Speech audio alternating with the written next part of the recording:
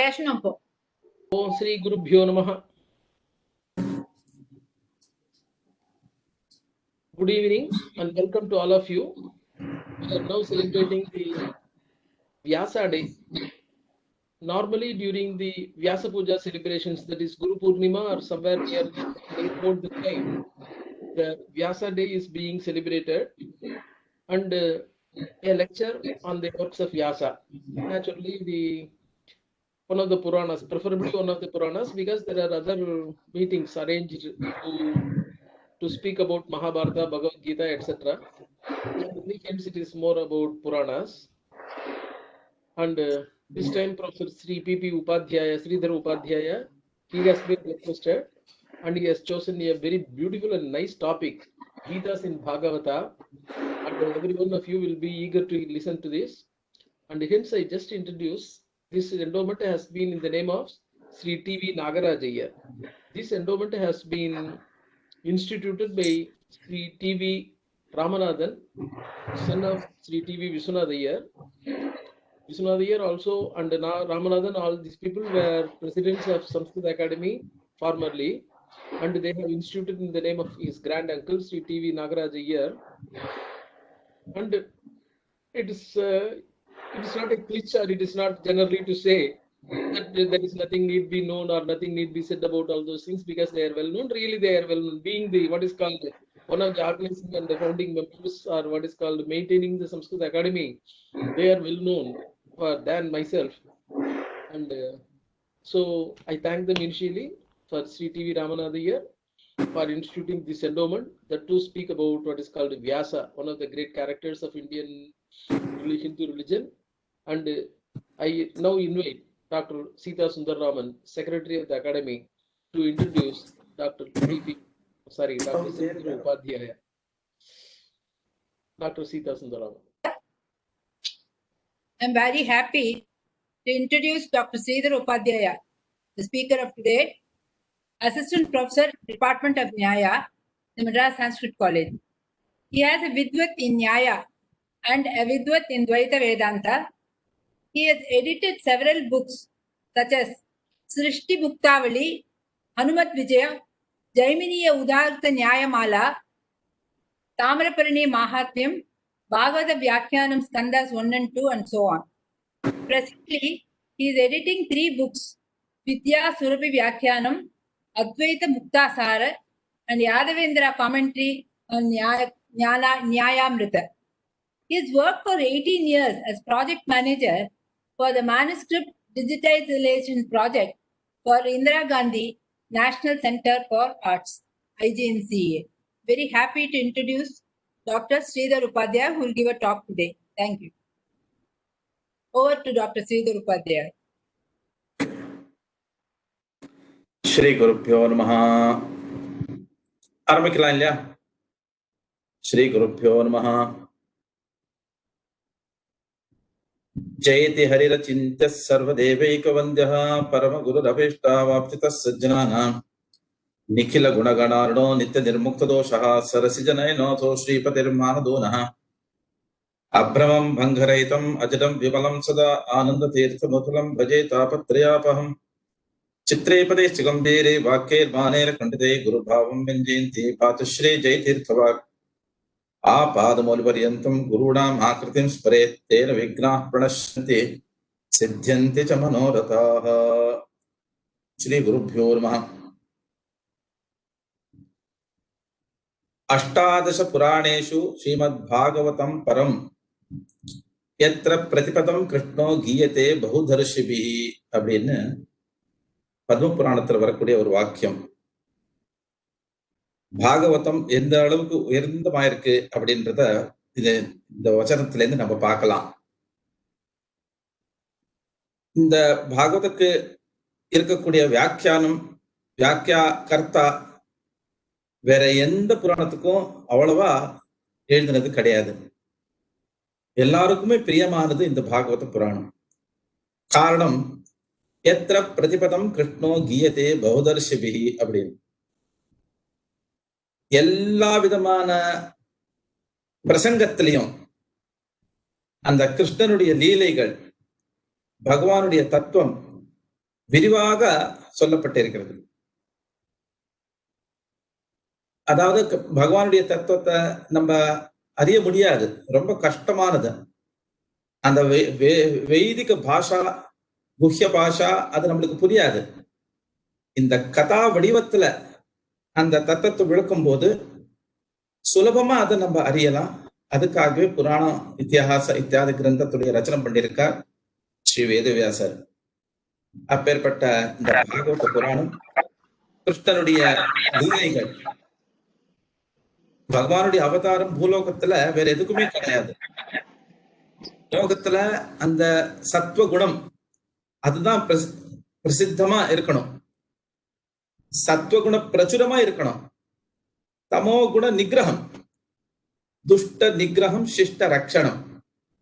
இந்த ஒரு காரணத்தினாலதான் பகவான் பூலோகத்துல அவதாரம் பண்ணியிருக்கார்.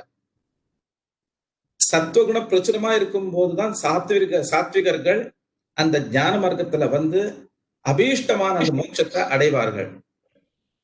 அதே மாதிரி தாமச ஜீவர்கள், அந்த ராட்சசர்கள், அசுரர்கள் எல்லாருமே அதே மாதிரி பகவத் துவேஷத்தினால அவங்களுக்கு அந்த விதமான பலம், அனர்த்த பலம்.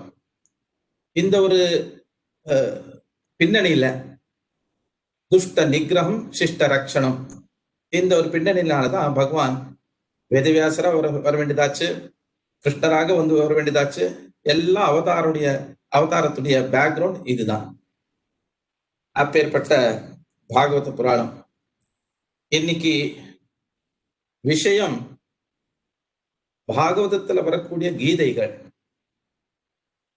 ஏற்கனவே கீதான்னா பகவத்கீதா பிரசித்தமா இருக்கு. கீதான்னு சொன்ன உடனே நம்மளுக்கு ஏதோ ஒரு பாட்டு அந்த மாதிரி தோணலாம். ஆனா சம்ஸ்கிருத பாஷையில சொல்லும் போது கீதான்னா அது ஒரு உபதேசம்.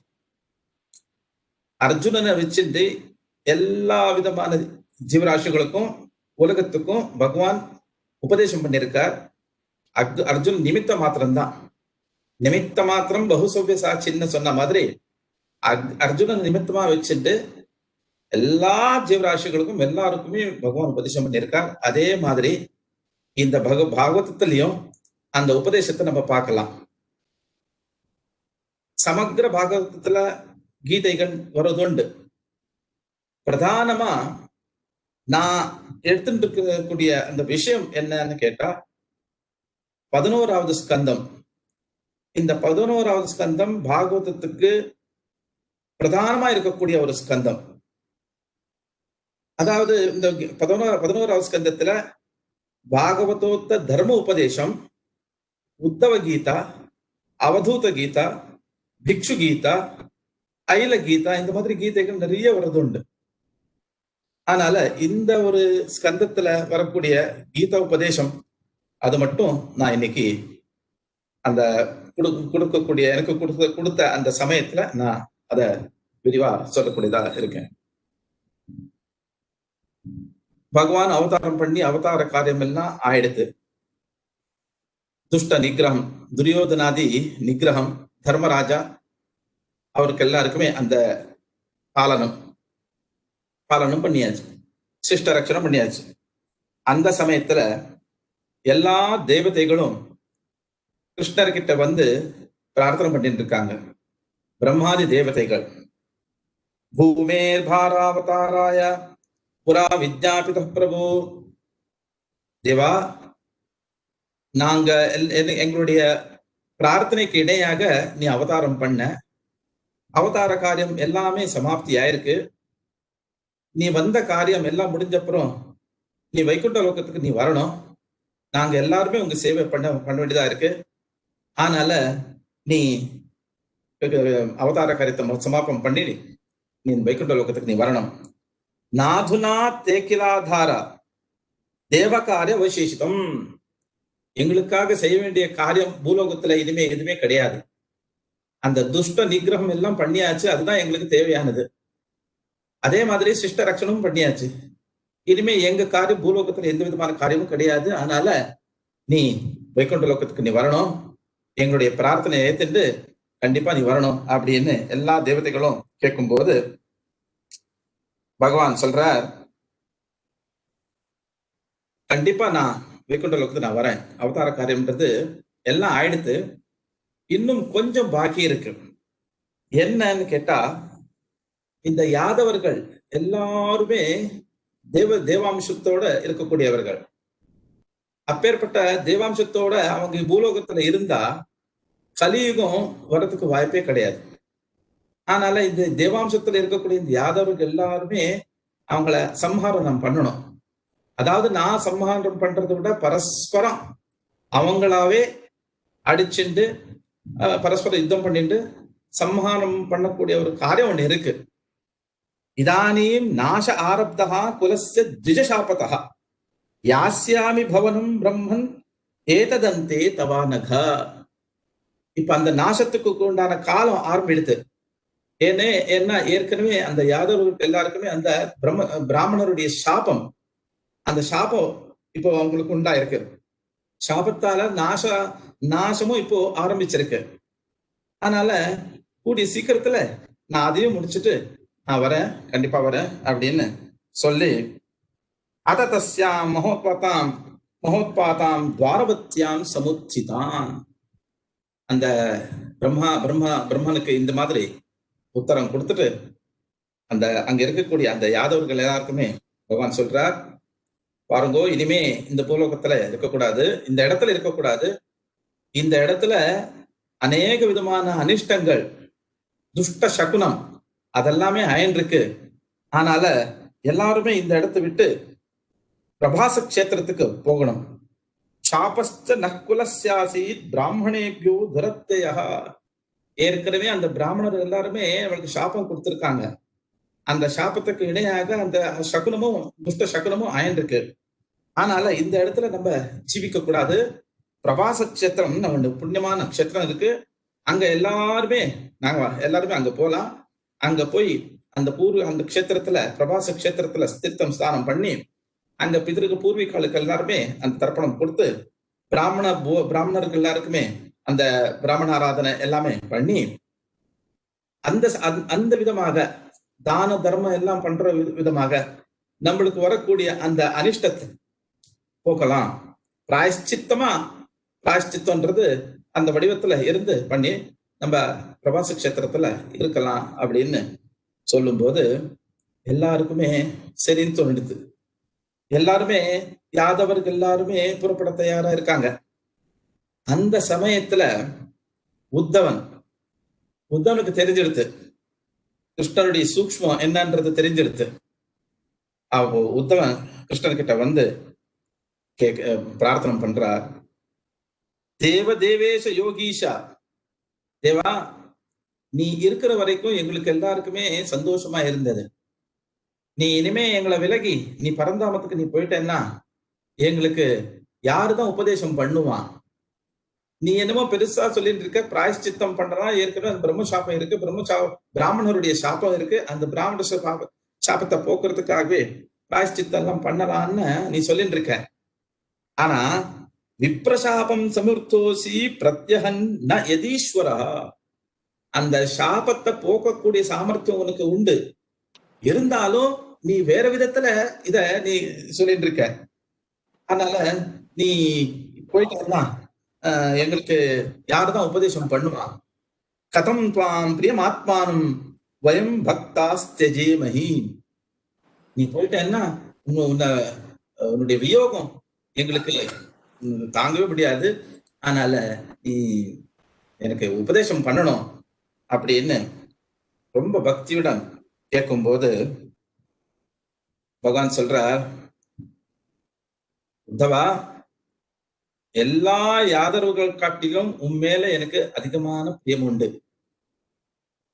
மத்தவா எல்லாருமே அவ எல்லாம் பிராமண சாபத்தால பரஸ்பரம் அடிச்சுண்டு அவெல்லாம் நாசமாகட்டும், இருந்தாலும் நீ உண்மையில எனக்கு நிறைய பிரியமா இருக்கு. நான் என்ன பண்றது? அந்த தேவதைகள் எல்லாம் பிரம்மாதி தேவதைகள் வந்து பிரார்த்தனை பண்ணும் போது நான் போய் தான் ஆகணும். என்னுடைய காரியம், அவதார காரியம் சமாப்தி ஆயிடுத்து, நான் போய் தான் ஆகணும்.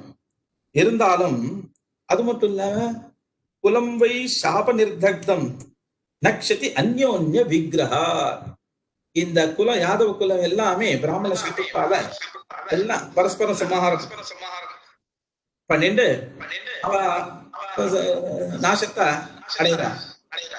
ஆனா நீ மட்டும் இந்த இடத்துல நீனும் இருக்கக்கூடாது. ஏன்னா நான் போன உடனே, நான் பரந்தாமத்துக்கு போன உடனே கலி பிரவேசம், கலியுகம் ஆரம்பிச்சிடும். கலியுடைய பிரபாவம் தான் இந்த பூலோகத்துல உண்டாகும். இந்த கலியுகத்துல எல்லாருமே ஜனோ அதர்ம ருச்சிர் பத்ரஹா பவிஷ்யதி கலோயுகே. கலியுகம் பிராரம்பம் ஆயிடுத்துன்னா ஜனங்கள் எல்லாருமே நியாய மார்க்கத்தை விட்டுறாங்க, அதர்ம மார்க்கத்திலே இருந்துட்டு அதர்மத்தையே சம்பாதனம் பண்ணிட்டு இருப்பாங்க. அதனால நீ பரம பக்தனா இருக்கிறதுனால நீ இந்த இடத்துல இருக்கக்கூடாது. நீ நீ நீ என்ன பண்ணணும், இந்த உன்னுடைய பந்துக்கள் யாரெல்லாம் இருக்காங்களோ அவங்க மேல இருக்கக்கூடிய அந்த வியாமோகத்தை விட்டு தொந்து சர்வம் பரித்தியஜ்ய ஸ்நேகம் ஸ்வஜன பந்துஷு, அந்த பந்துக்கு மேல இருக்கக்கூடிய வியாமோகத்தை எல்லாத்தையுமே விட்டுட்டு என்னையே நினைச்சுட்டு நீ சஞ்சாரம் பண்ணின்று. என்ன கேட்டா இந்த மனுஷ ஜென்மம், அந்த மனுஷ ஜென்மம் ரொம்ப புண்ணிய பிரபாவத்தால வரக்கூடியது.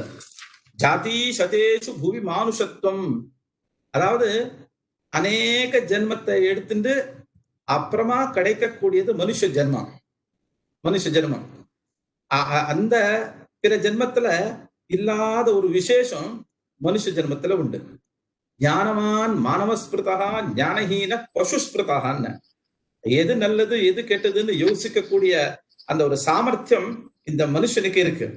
அதனால இந்த மானவ ஜென்மம்னு வரும்போது என்னெல்லாம் ஆராதனம் பண்ணணுமோ, என்னெல்லாம் சாதனம் பண்ணணுமோ அதெல்லாம் சாதனம் பண்ண வேண்டியதா இருக்கு.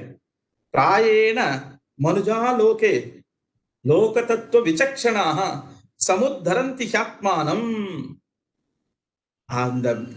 இந்த மனுஷ ஜென்மத்துல எல்லாருமே அந்த ஞான மார்க்கத்துல வந்துட்டு அந்த ஞானத்தை அடைஞ்சுட்டு அந்த ஆத்ம உத்தாரம் எல்லாரும் பண்ணிட்டு இருக்காங்க. அதனால நீயும் கூட இந்த ஒரு விஷயத்தால இந்த இடத்துல இல்லாம நீயும் பத்ரிகாசிரமத்துக்கு போ, அங்க இருந்துட்டு அங்க தியானம் பண்ணிட்டு அதான் அந்த விதமான பலனை நீ அடை.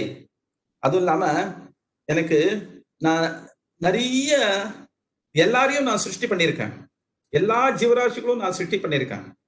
ஜீவராசிகள் பலவிதமானது. ஏகத்வி சதுஷ்பாதோ, ஒரு கால் இருக்கக்கூடிய ஜீவன், 2 கால் இருக்கக்கூடிய ஜீவன், 4 கால் இருக்கக்கூடிய ஜீவன், அதுவா காலே இல்லாம இருக்கக்கூடிய ஜீவன், எல்லாரையும் சிருஷ்டி பண்ண. ஆனா எதுலயும் எனக்கு திருப்தின்றது கிடையல. ஆனா எப்போ நான் இந்த மனுஷனை சிருஷ்டி பண்ணேனோ அப்பதான் எனக்கு கொஞ்சம் சந்தோஷமாயிடுது. பக்வ சந்தி புரசிருஷ்டாக தாசாமே பௌருஷி பிரியா.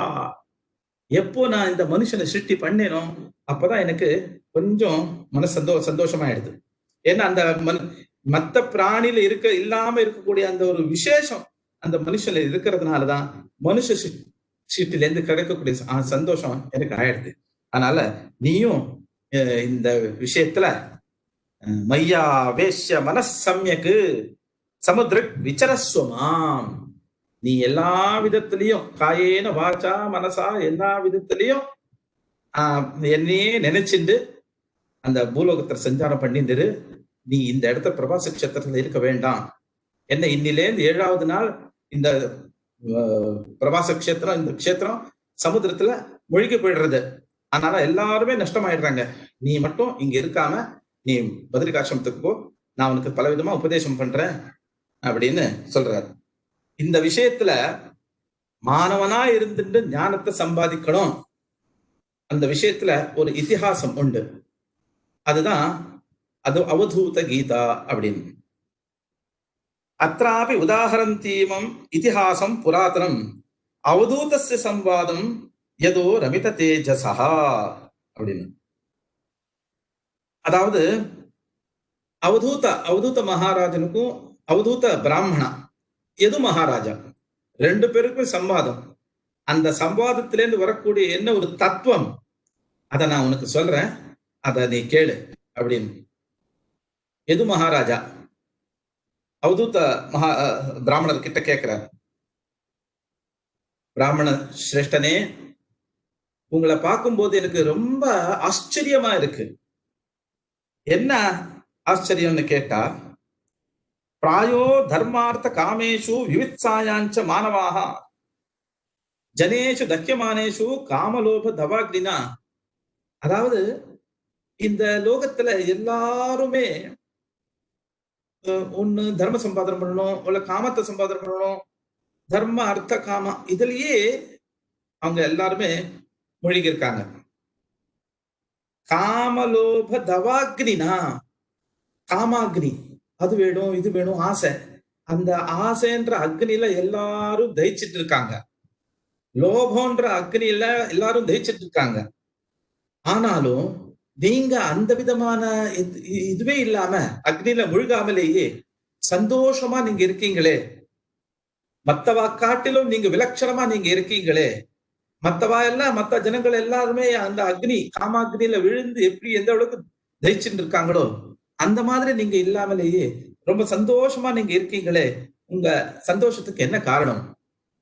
இந்த கங்கை தண்ணி ஸ்வச்சமா இருக்கும், எந்த விதமான கஷ்மலமும் அதுல கிடையாது. அப்பேற்பட்ட கங்கா தண்ணில அந்த ஆனை எந்த அளவுக்கு ஸ்வேச்சையா விஹாரம் பண்ணிட்டு இருக்கோ, அதே மாதிரி நீங்க இந்த சம்சார சாகரத்துல இருந்தாலும் நீங்க ஸ்வச்சமா ஆனந்தத்தோட நீங்க இருக்கீங்களே. உங்களுடைய ஆனந்தத்துடைய காரணம் என்ன எங்களுக்கு சொல்லுங்க அப்படின்னு கேட்கும்போது அவர் சொல்றார், அவதூத மகாராஜா சொல்றார், சந்திமே குரவோ சிக்ஷன் பகவோ புத்தியுபாஸ்ரிதாக யதோ புத்திமுபாதாய முக்தோ அட்டாமீஹ தாஞ்சுணு. அதாவது ராஜா, நீ கேட்கறதுல ஒரு காரணம் உண்டு. நான் எதனால சந்தோஷமா இருக்கேன் அதை நான் உங்களுக்கு சொல்லிதான் ஆகணும். ஏன்னா எனக்கு குருக்கள்னு பலவிதமான குருக்கள் இருக்காங்க. அந்த குருக்கள்ல இருந்து ஒரு விதமான தத்துவத்தை நான் அடைச்சிட்டு இருக்கேன், ஞான சம்பாதனம் பண்ணிருக்கேன். அந்த குருக்கள்ல இருந்து நான் ஞானத்தை சம்பாதனம் பண்ணிருக்கேன், தத்துவத்தை கடைபிடிச்சிருக்கேன்.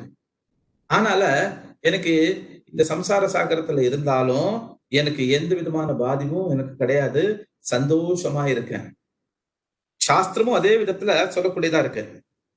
சவித்பாணிஹி ஸ்ரோத்ரியம் பிரம்மனிஷ்டம் அப்படின்னு. நம்ம வேதாத்தியனம் பண்ணணும்னா குரு மூலகமாவே நம்ம வேதாத்தியனம் பண்ணணும். அப்படியே நம்மளுக்கு ஞானம் வராது. குரு மூலகமா வேதாத்தியனம் பண்ணா மட்டும்தான் சரியான ஞான மார்க்கத்துல நம்ம போயிடுறதா இருக்கு, இல்லைன்னா அந்த ஞான சூன்யனா ஆயிடுவோம். அதனால இங்கேயும் அவதூத பிராமணர் சொல்லும் போது குரவோ பகவசந்தி அப்படின்னு, ஒரு குரு இல்ல, 2 குரு இல்ல, 24 குருக்கள் எங்க இருக்காங்க. ஒரு குருத்துல இருந்து ஒரு விதமான ஞானத்தை நான் சம்பாதம் பண்ணிருக்கேன், ஒரு தத்துவத்தையும் நான் கடைபிடிச்சிருக்கேன். ஆனால எனக்கு எந்த விதமான கிளேசமும் கிடையாது, துக்கமும் கிடையாது, ஆனந்த சாகரத்துல நான் வீழ்ந்திருக்கேன் அப்படின்னு அங்க சொல்லும் போது, யாரெல்லாம் குருக்களா இருக்காங்க? 24 வகையான குருக்கள். பிருத்திவி முதல்ல, வாயு இரண்டாவது, மூணாவது ஆகாசம், ஜலம், அக்னி, சந்திரா, சூர்யா, கபோதன்னா ஒரு பக்ஷி, பேர்டு, அஜகர பண்ண மலை பாம்பு, சிந்து சமுத்திரம், பதங்கான்னு ஒரு மீன்புழு, மதுகுருத் தேன் வண்டு, கஜா ஆனை, மதுஹா அந்த தேனை அபகரம் பண்ணக்கூடிய அந்த புருஷன், ஹரிணா மான், மீன், பிங்களான்னு ஒரு வேஷ்யாஸ்திரி, குரூர பக்ஷி, அர்பகான்னா குழந்தை பாலகா, குமாரி, ஷரக்ரத்னா அந்த பானத்தை எல்லாம் தயார் பண்றத, சர்பா பூர்ணநாவி, சுபேஷகிருத்ன்னு அவர் ஒரு கீடம் புழு. இந்த மாதிரி 24 வகையான குருக்கள் இருக்காங்க. அந்த ஒரு குருவில இருந்து ஒரு விதமா ஒரு தத்துவத்தை நான் அடைச்சிருக்கேன், ஞானத்தை சம்பாதனம் பண்ணியிருக்கேன் அப்படின்னு. முதல்ல இதுல 24 வகையான குருக்கள் இருந்தாலும் நான் எடுத்துட்டு இருக்கிறது ஒரு 10 வகையான குருக்கள் மட்டும்தான் நான் எடுத்துட்டு இருக்கேன். என்ன டைம் ஷார்ட் இருக்கிறதுனால 10 குருக்கள் மட்டும். முதல்ல பூமி. பூதைராக்ரம்யமானோபி தீரோ தேவவசானுகைஹி தத்விதாம் ந சலேன் மார்காத் அனுசிக்ஷன் க்ஷிதேர் விரதம். பூமியிலேருந்து நான் அடையக்கூடிய ஒரு குணம், ஞானம் என்ன அப்படின்னு கேட்டா க்ஷமா குணம். அந்த குணத்தை நான் ஞானத்தை சம்பாதனம் பண்ணியிருக்கேன் அப்படின்னு. க்ஷமா குணம். பூமி அது பூமாதா. பூதைஹி ஆக்ரம்யமானோபி, நம்ம எல்லா விதமான அநியாயத்தும் நம்ம பண்றோம், எல்லாம் சகிச்சுண்டவ இருக்கா. க்ஷமா க்ஷமா தரித்ரி தரணி அப்படின்னு. அதனால க்ஷமா குணம் பூமியில இருக்கு. நம்ம துப்புறோம், மலமூத்திர விசர்ஜனம் பண்றோம், நம்ம மிதிக்கிறோம், எல்லாத்தையும் சகிச்சுண்டு அவ இருக்கா. அந்த க்ஷமா அவளுக்கு இருக்கு. அதனாலதான் அவளுக்கு க்ஷமான்னு பேரு. சகிச்சுண்டு இருக்கிறதுனால க்ஷமான்னு பேரு. அந்த ஒரு பூமியை பார்த்து நான் க்ஷமா ஞானத்தை நான் சம்பாதனம் பண்ணியிருக்கேன். பூமி எந்த அளவுக்கு க்ஷமாவா இருக்கோ, க்ஷமா குணத்தோட இருக்கோ, அதே மாதிரி நானும் இருக்க வேண்டியதா இருக்கு அப்படின்னு. இத பார்க்கும்போது நம்மளுக்கு ஒரு விஷயம் ஞாபகத்துக்கு வருது. க்ஷமான்னா ஒரு விதத்துல பேஷன்ஸ், பொறுமை, அது ஒண்ணு. இன்னொன்னு க்ஷமான்னா மன்னிக்க கூடிய ஒரு க்ஷமா குணம், அதுவும் ஒண்ணு இருக்கு. 2 விதமான இருக்கு. ஒண்ணு பொறுமை, பேஷன்ஸ். இன்னொன்னு க்ஷமா குணம், மன்னிக்க கூடிய ஒரு குணம், அதுவும் க்ஷமா குணம் தான். அதனால இங்க இன்னொரு விதத்துல நம்ம பார்க்கும்போது எப்படி அப்படின்னு கேட்டா, துருவ சரித்திரத்துல பார்க்கும் துருவனை அந்த சுருச்சி உத்தானபாத ராஜனுடைய 2 வைஃப், 2 பாரியா. ஒன்னு சுருச்சி, இன்னொன்னு சுனீதின்னு. அந்த சுருச்சி துருவராஜனுக்கு ஒரு வார்த்தை சொல்றது உண்டு. பாவம், அது குழந்தை. அந்த துருவ மகாராஜன் அப்பாவுடைய மடியில உட்காரத்துக்கு போகும்போது அந்த சுருச்சி சொல்றது உண்டு, நீ அந்த மாதிரி அப்பா மடியில நீ உட்காரணும்னா இன்னொரு ஜென்மத்தை நீ எடுத்துட்டு வா, இந்த ஜென்மத்துல உனக்கு கிடையாது அப்படின்னு. அவனுக்கு ரொம்ப வேதனையாடுறது. என்ன இருந்தாலும் குழந்தை இல்லையா, எல்லாருக்கும் அந்த அப்பா மேல அந்த பிரிய பாசம் உண்டு. அவன் உட்காரும் போது நானும் உட்காரக்கூடாதா அப்படின்னு யோசனை. அவனுக்கு ரொம்ப வருத்தம் ஆயிடுது. நேரா அம்மா கிட்ட போறான், நடந்ததெல்லாம் சொல்றான். அப்போ அந்த சுனீதி என்ன சொல்லணும், அவனும் சண்டை போடலாம். அவனுக்கு மட்டும் எப்படி அதிகாரம், அவனுக்கு எந்த அளவுக்கு அதிகாரம் இருக்கோ அதே மாதிரி இவருக்கும் இருக்கு, ஏன் உட்காரக்கூடாது அப்படின்னு சண்டை போடலாம். இருந்தாலும் அந்த மாதிரி சொல்லலையா. அவன் என்ன சொல்றான்னு கேட்டா, மாமங்கலம் தாத பரேஸ்வமம் ஸ்தா. தன்னுடைய குமாரனுக்கு சொல்லக்கூடிய ஒரு வார்த்தை என்னன்னு கேட்டா, குமாரா, என்னதான் இருந்தாலும் அவ சொன்னதுல ஒரு பாடம்னு நீ எடுத்துக்கோ. அவன் மேல நீ கோபத்தை காட்டாத, என்ன மத்தவாளுக்கு கெடுதல் நீ நினைக்காத. அதுதான் அமங்கலம் தாத பரேஷு அமம்ஸ்தா. சுருச்சி அந்த மாதிரி சொன்னாலும் அதை நீ ஒரு சேலஞ்சா நீ எடுத்துக்கோ. அந்த அளவுக்கு நீ சாதனம் பண்ணி அந்த மார்க்கத்துல நீ போய் அத ஸ்ரேயஸ்ல நீ பாகி ஆகணும். அவளுக்கு நீ கெடுதல் நீ நினைக்காத அப்படின்னு சொல்லும்போது அந்த ஒரு க்ஷமா குணம், எந்த அளவுக்கு மன்னிக்கக்கூடிய குணம் எந்த அளவுக்கு இருக்குன்றத நம்ம பார்த்திருக்கோம் அந்த சரித்திரையில. இன்னொரு பிரசங்கத்திலையும் ராமாயணத்திலையும் இதே மாதிரி நம்ம பார்க்கும்போது, ராமர் ராவணனை சம்ஹாரம் பண்ணிட்டார், எல்லாமே ஆயிடுத்து. அவதாரக்காரம் அங்கே சமாப்தி ஆயிடுத்து, துஷ்ட நிகிரகம் ஆயிடுத்து. அந்த சமயத்துல ஹனுமான் நேரா சீதை கிட்ட போய் சொல்றாரு, அம்மா, ராவணன் சம்ஹாரம் பண்ணியாச்சு, நீ சொல்லு, நீ ஒரு ஆஜ்ஞா கொடு.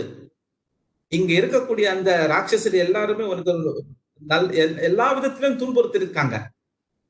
அதனால நீ ஒரு ஆஜ்ஞா கூட, நான் எல்லாரையும் உங்களை எல்லாரும் சம்ஹாரம் பண்ணிடுறேன் அப்படின்னு அனுமார் சொல்லும் போது சீதை சொல்லக்கூடிய ஒரு வார்த்தை, எப்பேற்பட்ட வார்த்தை, எல்லாம் சரிப்பா நீ போ, நான் உனக்கு சொல்லிட்டேன், நீ யாரை என்ன வேணுமாலும் சம்ஹாரம் பண்ணு அப்படின்னு சொல்லியிருக்கலாம். ஆனா அது சொல்லல அவன். அவன் என்ன சொன்னான்னு கேட்டா, நகஸ்சின் நாபராத்தியதே.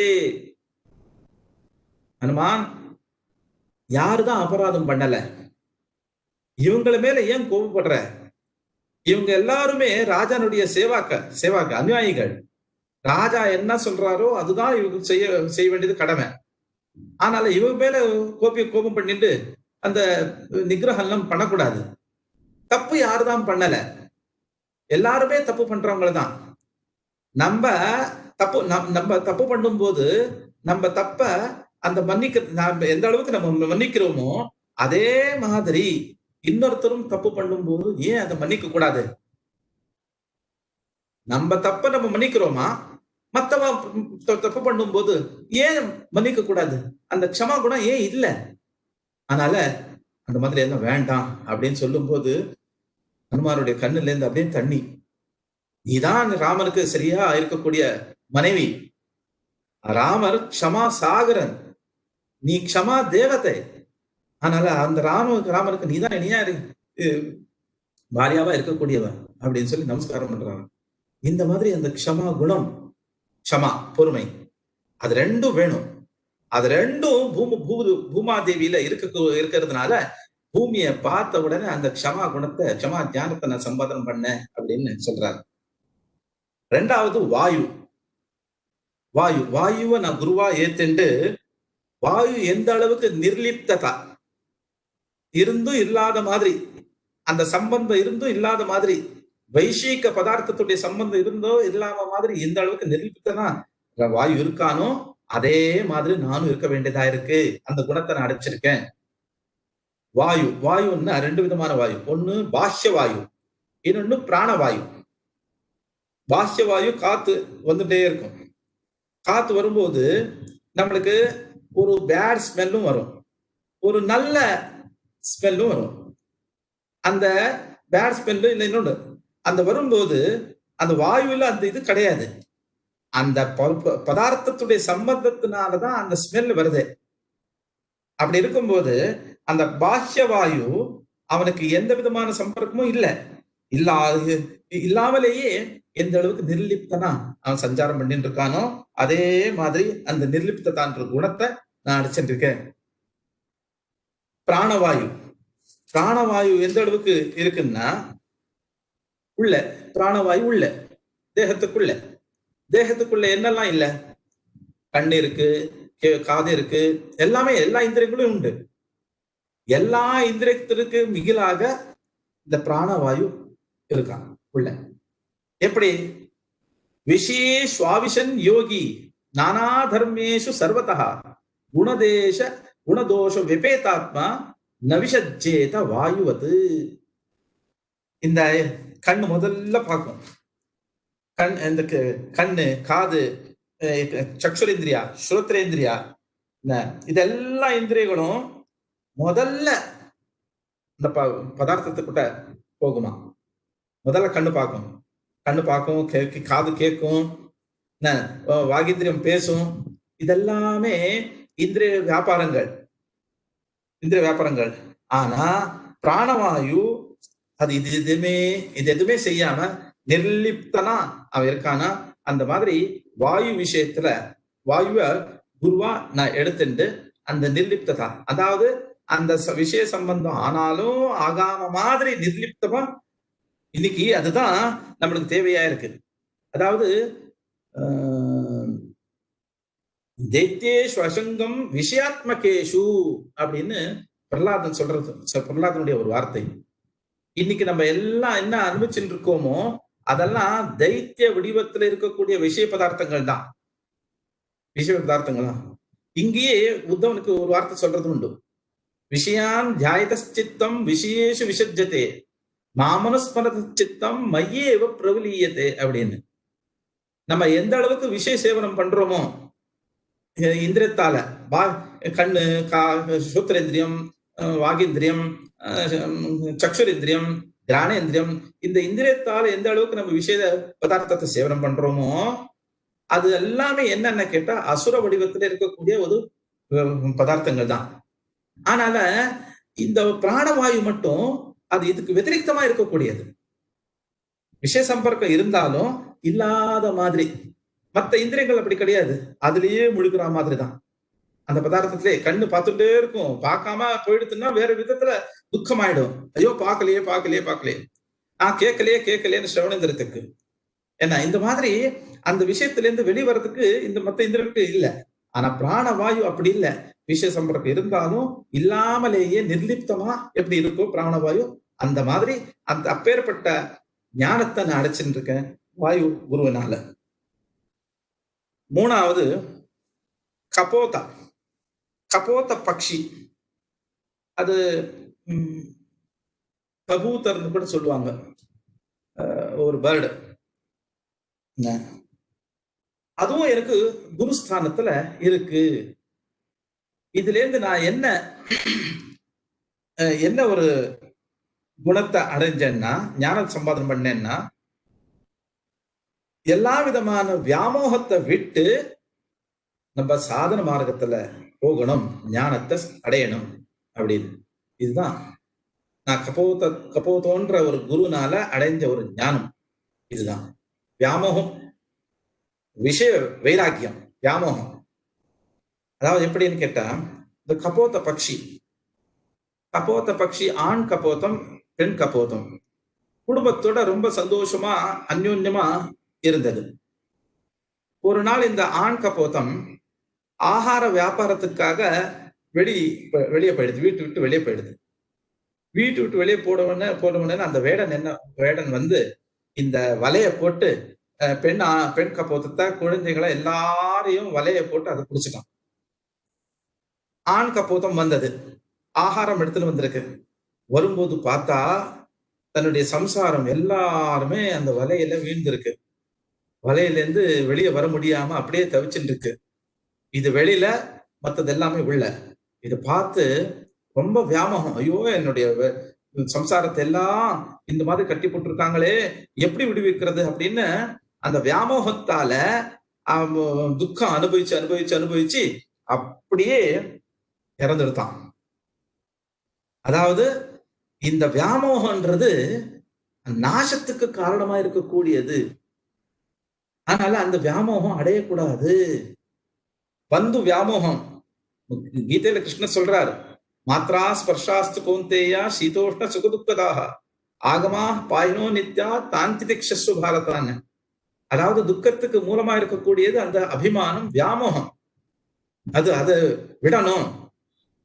இந்த கபோதம் எந்த அளவுக்கு வியாமோகத்தால நாசம் அடைஞ்சதோ, இதுல இருந்து நம்மளுக்கு தெரியக்கூடியது என்னன்னு கேட்டா, கபோதம் மாதிரி அந்த வியாமோகத்தை வியாமோகத்தோட இருக்கக்கூடாது அப்படின்னு. அதனால இந்த வியாமோகத்தை விட்டு நம்ம என்ன காரியம் பண்ணணுமோ அந்த காரியம் செஞ்சுட்டே வரணும் அப்படின்னு ஒரு ஞானத்தை நான் சம்பாதம் பண்ணேன். நாலாவது அஜகரம், அந்த மலைப்பாம்பு. அது எதிர்ச்சைவ அப்பதித்தம் கிரசே அஜகுரு கிரியா. அந்த பாம்பு ஆகாரத்துக்காக எந்த விதமான பரிசிரமமும் அது பண்ணாது. தானா கிடைச்சா அது சாப்பிடும், இல்லைன்னா அநேக வருஷம் பர்யந்தம் அது அப்படியே இருக்கும், சாப்பிடாமலேயே இருக்கும். எதிர்ச்சையா லப்தம். ஆகாரத்துக்காக மனுஷால ஆகாரத்துக்காக எந்த விதமான பிரயத்னமும் அது பண்ணாது. அது தானா கிடைச்சா அது சாப்பிடும், இல்லைன்னா தீர்க்க கால பர்யந்தம் அது உபவாசத்தோட அப்படியே இருக்கும். அதே மாதிரி ஞானிகளும் கூட சுகத்துக்காக எந்த விதமான பிரயத்தனமும் பண்ண மாட்டாராம். அவருக்கு ஞானிகளுக்கு என்ன ஒரு தியேயம்னு கேட்டா, ஞானத்தை அடையணும், பகவானுடைய சாட்சாத்காரம். அந்த சாட்சாத்காரம் ஆயிடுத்துன்னா எல்லாமே கிடைச்ச மாதிரி தான். அதனால எதுவுமே அவங்க இச்சிக்காம விஷய வைராக்கியம். அது மட்டும் இல்ல, அந்த நிஷ்காமனையா சகாமனா வேண்டாம் அவங்களுக்கு. சகாமனையா எதுவும் செய்ய மாட்டாங்க, பலேச்சையா எதுவுமே செய்ய மாட்டாங்க. நிஷ்காமனையா இருந்து எல்லா விதத்திலையும் பகவான் ரட்சிப்பார், அப்பேற்பட்ட எண்ணத்தோட தான் விசுவாசத்தோட தான் எல்லா விதமான காரியங்களும் பண்ணுவாங்க, சந்தோஷமா அவங்க இருப்பாங்க. அதே மாதிரி நானும் கூட இந்த அஜகரத்தை பார்த்து எனக்கு ஆகாரம் கிடைச்சதுன்னா நான் ஸ்வீகாரம் பண்றேன், இல்லாட்டி இந்த மாதிரி நிர்லிப்தனா இருப்பேன் அப்படின்னு அல்ப திருப்தஸ்ச மானவகான்னு சாஸ்திரத்தை சொன்ன மாதிரி இந்த திருப்தி அல்பமா அல்ப திருப்தஸ்ச, அதாவது அதிகமா திருப்தி எடுத்துன்னா அது பூரணம் பண்றதுக்கு முடியாது. அது நெருப்புல நெய் போட்டா எப்படி அது வளருமோ அதே மாதிரி அந்த காமனா வளர்ந்துட்டே போகும், அதுல இருந்து திருப்தி அடையவே முடியாது. அதனால எந்த அளவுக்கு கிடைச்சதோ அந்த அளவுக்கு ஸ்வீகாரம் பண்ணிட்டு ஜீவனம் பண்ணுறதுன்றதுக்கு என்ன இருக்கு, அதுதான் பரிபூர்ணமா இருக்கக்கூடியது. என்ன இந்த அஜகரம் மலைப்பாம்பு, அதுல இருந்து நான் கத்துனேன். சமுத்திரத்துல இருந்து நான் ஒரு குணம் என்ன கேட்டா, அது எப்படி மழை வரட்டும், மழை வந்தாலும் சமுத்திரம் அதிகமாகாது, மழை இல்லைன்னு கூட அது குறையாது. இந்த மாதிரி அது பிரசன்ன கம்பீரஹா முனிஹி துர்விகாஹ்யோ துரத்யயா, அது கம்பீரமா இருக்கும். அந்த மாதிரி எந்த விதமான விகாரமும் இல்லாம கம்பீரமா எந்த அளவுக்கு இருக்கோ அதே மாதிரி நானும் கூட அந்த விஷய வியாமோகத்தை விட்டு சமுத்திரம் மாதிரி கம்பீரமா இருக்கக்கூடிய அந்த ஒரு குணத்தை நான் அடைஞ்சேன். அதாவது சில பேரு உண்டு, சுகம் வந்தா சுகம் வந்த உடனே குதிக்கிறது உண்டு, துக்கம் வந்தா அதே மாதிரி பொங்கி போறதும் உண்டு, கீழே விழுறதும் உண்டு. கிருஷ்ணருடைய வார்த்தை தான் நம்ம ஞாபகத்துக்கு எடுத்துக்கணும். சுகதுக்கே சமே கிருத்வா லாபா லாபோ ஜெயா ஜெயோ. சுகம் வரும்போது குதிக்கிறதோ, துக்கம் வரும்போது அதே மாதிரி கீழே விழுறதோ, அது எதுவுமே கிடையாது. ரெண்டுத்தையும் ஒரே விதமா நம்ம எடுத்துக்கணும். சமுத்திரம் மாதிரி தான், மழை வந்தா அதிகமாறதோ மழை இல்லாட்டி குறையறதோ எதுவுமே இல்லாம எப்படி இருக்கோ அதே மாதிரி ரெண்டுத்துமே சரி சமமா எடுத்துக்கணும்ன்றத நான் சமுத்திரத்தால நான் கத்துட்டேன். அப்புறமா பதங்கம்னா மின்புழு.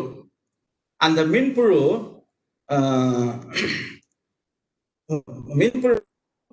என்ன பண்ணணும்னா, அந்த தீபத்தை பார்க்கும்போது அது ஒரு பழம்னு நினைச்சிட்டு போய் அதுல விழுந்து அந்த எரியிலேயே அது நாசமாயிடுறது.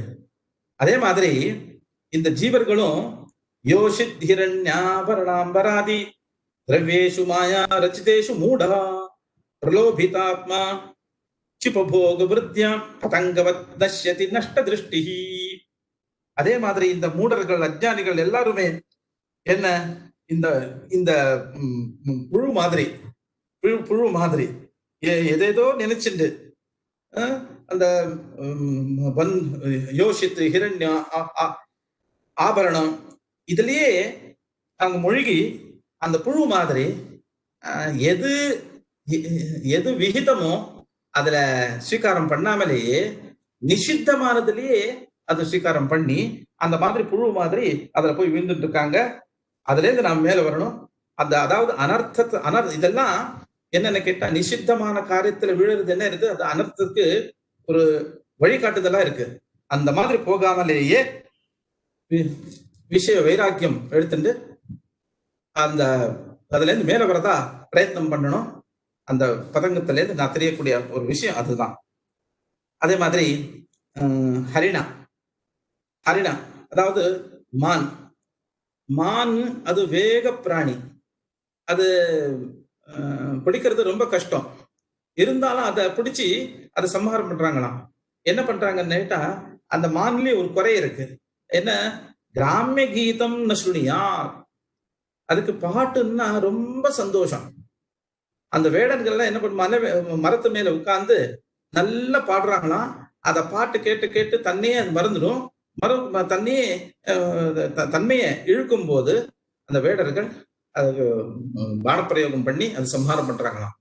அந்த மாதிரி கிராமிய கீதம் நஸ்ருணியாத்,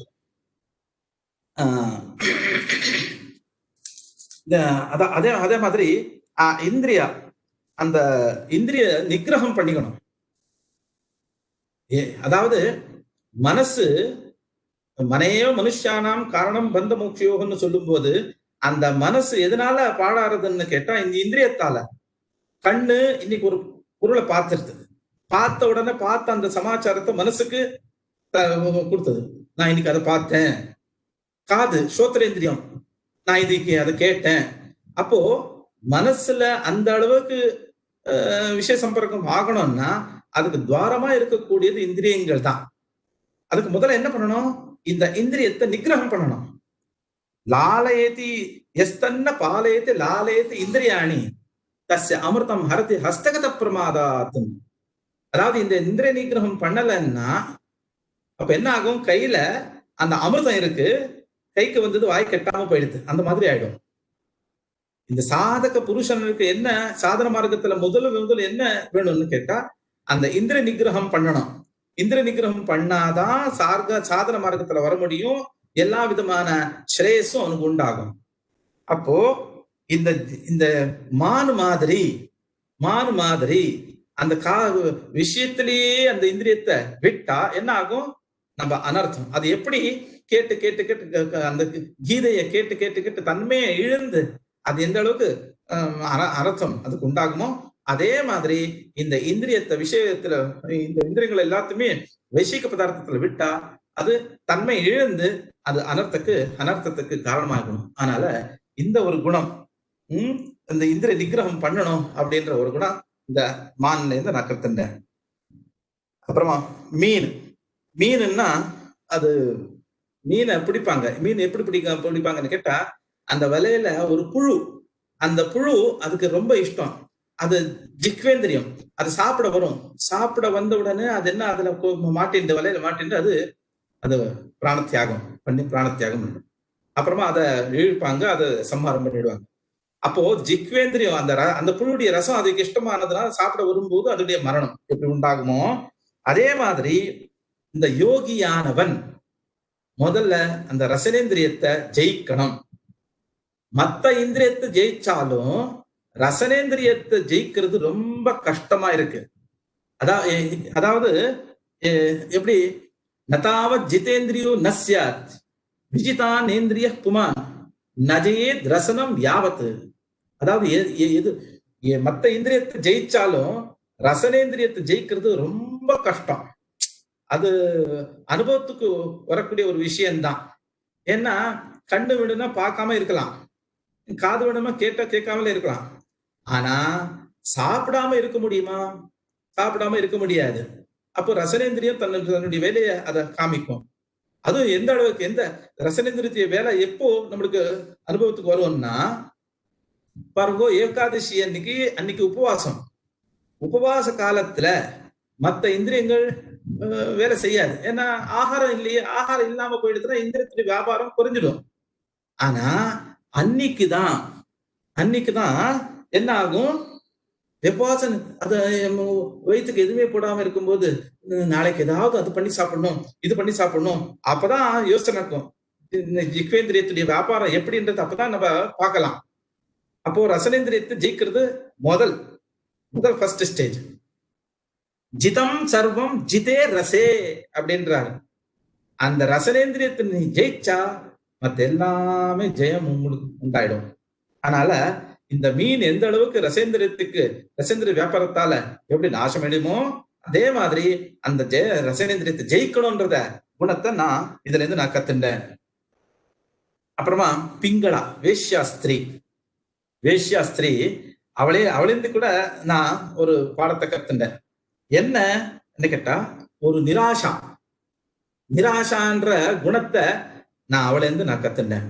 அவ என்ன பண்ணிட்டு இருந்தான்னு கேட்டா நல்லா அலங்காரம் பண்ணிட்டு வேஷ்யாஸ்திரி விட்ட புருஷனுக்காக அவ காத்துட்டு இருந்தான்.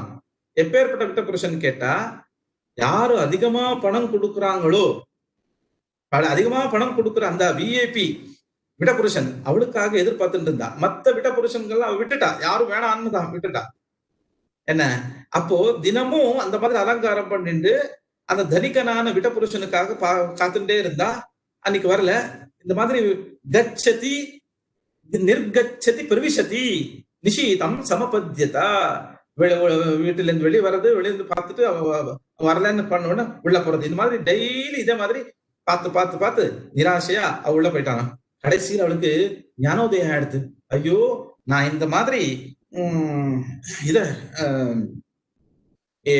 என்னுடைய ரமணன் உள்ளே இருக்கான், தேகத்துக்குள்ளே இருக்கான். அவன் எல்லா விதத்திலும் சுகத்தை கொடுப்பான், அதிகமா தினமும் கொடுத்தான். அதை நான் அறியாமலேயே இந்த துச்சமான இந்த விஷயத்துக்காக நான் ஆசைப்பட்டேனே அப்படின்னு சொல்லி அவ இந்த நிராசையா அந்த பகவானுடைய ஸ்மரணத்தாலே அவள் இருந்தாளாம். அந்த நிராசான்ற குணம் நான் அவளை இருந்து கத்துண்டேன் அப்படின்னு சொல்றாரு.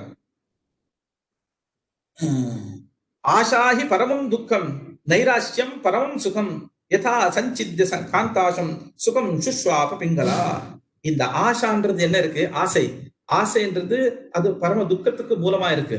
அந்த நிராஷா, அந்த ஆஷா ரஹிதம், அந்த நிராஷான்றது பரம சுக்கத்துக்கு மூலமா இருக்கு. அதனால இந்த ஒரு நிராஷா அவ எந்த அளவுக்கு ஞானோதயம் அவளுக்கு ஆயிடுத்து, உள்ளேயே சுவாமி இருக்கார், அந்த சுவாமி எனக்கு எல்லா விதத்திலும் சுகத்தை கொடுப்பார், நான் நினைக்கிற அந்த தனத்துக்கு காட்டிலும் அதிகமா தனத்தை மோட்சத்துன்ற ஒரு தனத்தை அவர் கொடுப்பாரு அப்படின்னு நினைச்சிருந்து எப்படி விஷயத்த இந்த துச்சமா நினைச்சிருந்தாலோ, வாக்கிய விஷயத்த துச்சமா நினைச்சிருந்தாலோ, அந்த நிராஷான்ற குணத்தை அவளால நான் கத்துண்டேன்.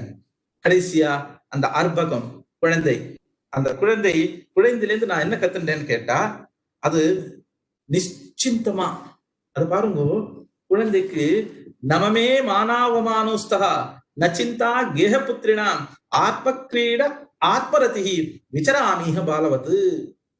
அந்த குழந்தைக்கு பாருங்க, அதுக்கு மானம் அவமானம் எதுவுமே கிடையாது, அப்படியே விளையாடிட்டே இருக்கும், எந்த விதமான சிந்தாவும் கிடையாது. ஆத்மா அதுவும் இல்லாம அது வேணும் இது வேணும்னு கேட்காது. என்ன அந்த ஷர்ட் வேணும், இது வேணும், தங்கம் வேணும், அது வேணும், எதுவுமே கேட்காது. எந்த விதமான ஆசையும் அதுக்கு இல்லை, எதுவும் எதிர்பார்க்கவும் பார்க்காது அது அந்த குழந்தை. எந்த மாதிரியோ அதே மாதிரி இந்த யோகியானவன் எல்லா இடத்துல சஞ்சாரம் பண்ணாலும் நிச்சிந்தமா, குழந்தை எந்த அளவுக்கு நிச்சிந்தியா இருக்கோ அதே மாதிரி நிச்சிந்தியா இருக்கணும்ன்றத நான் அந்த குழந்தையில இருந்து கத்துட்டேன் அப்படின்னு சொல்லும்போது 24 குருக்கள் அங்க இருக்காங்க. அந்த 24 குருக்கள் இருக்கு, அதுல இருந்து தெரியக்கூடிய அந்த குணம் அந்த மாதிரி இருக்குன்னு அவதூதர் சொல்லி யது மகாராஜருக்கு சொன்னாரா.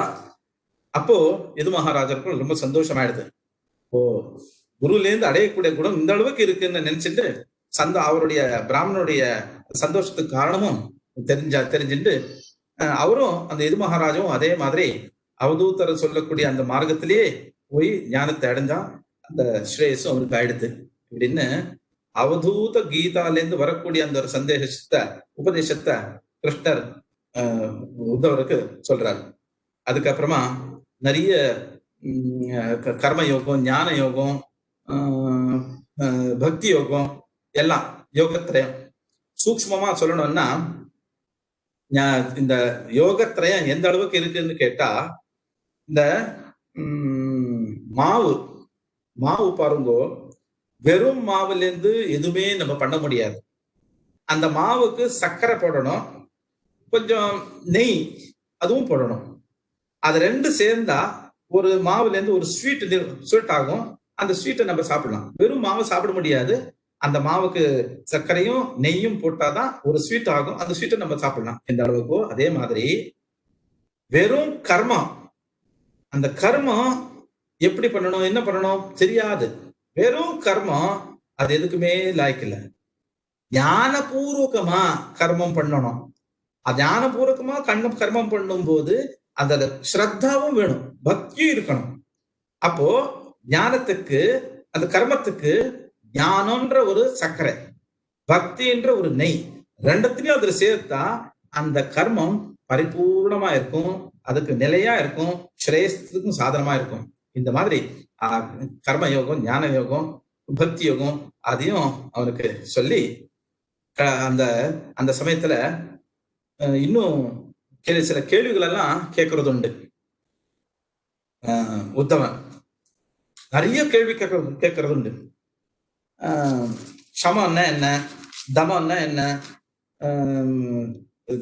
தனம் அதாவது சமான்ற குணம் எப்பேற்பட்டது, தம குணம் எப்பேற்பட்டது, தானம்னா எப்பேற்பட்டது, என்ன யஜ்ஞம் யாகம்னா எப்பேற்பட்டது, தட்சிணான்னா எப்பேற்பட்டது, பலம் எப்பேற்பட்டது, கிரகம் எப்பேற்பட்டது, என்ன அதாவது ஆட்யா யாரு தனிகன், யாரு தனிகன், யாரு தரித்திரன், யாரு யாரு கிருப்பணான்னா கஞ்சா. அந்த மாதிரி கேள்வி மேல கேள்வி. அதுக்கு பகவான் ஒவ்வொன்றத்துக்கும் பதில் அளிக்கிறார். தர்ம இஷ்டம் தனம் பும்சாம். தனம்னா நம்ம நினைக்கிற மாதிரி பிரசித்த தனம், அது ஒரு தனம் தான், இல்லைன்னு இல்லை. இதை காட்டு, இந்த தனத்தை காட்டு இன்னொரு தனம் இருக்கு. அது என்னன்னு கேட்டா தர்மம், தர்ம சம்பத்து. அதுதான் நிஜமா தனம். இந்த தனம் அது க்ஷீணமாயிடும், இது குறைஞ்சிடும். ஆனா தர்ம சம்பத்து இருக்கு இல்லையா, அது இகத்திலையும் பரத்திலையும் சுகத்தை கொடுக்கக்கூடியது, அது அபிவிருத்தி ஆகும். அப்பேற்பட்ட தனம் தர்மம், தர்ம இஷ்டம் தனம் பும்சா. யஜ்ஞம்னா என்ன? யஜ்ஞம்னா நம்ம நினைக்கிற மாதிரி ஹோமம் பண்றோம், அக்னியில ஹோமம் பண்றோம், ஹவிஸ் போட்டுறோம், அது யாகம்னு நினைச்சிட்டு இருக்கோம். யஜ்ஞம்னா நிஜமா யஜ்ஞம்னா யஜ்ஞோஹம் பகவத்தமஹா.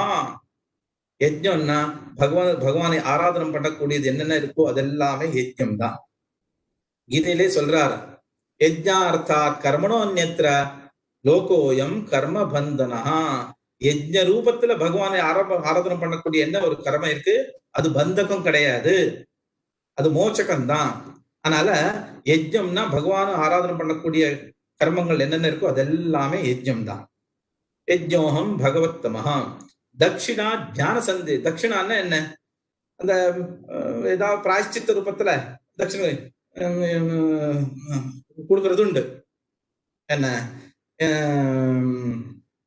பூகி பரதமாயிக்கும் நாகவல்லிய தெரியும் அப்படின்னு தட்சிணா எல்லாம் கொடுக்கறது உண்டு.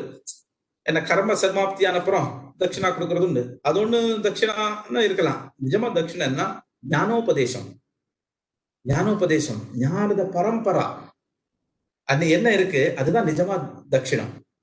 குருக்கள் இருந்து சிஷ்யருக்கு ஞானோபதேசம், அந்த சிஷ்யருக்கு பிரசிஷ்யா, பிரசிஷ்யர்ல இருந்து அவருடைய சிஷ்யா. இந்த அந்த ஞான பரம்பரா என்ன இருக்கு, அதுதான் நிஜமா தட்சிணா.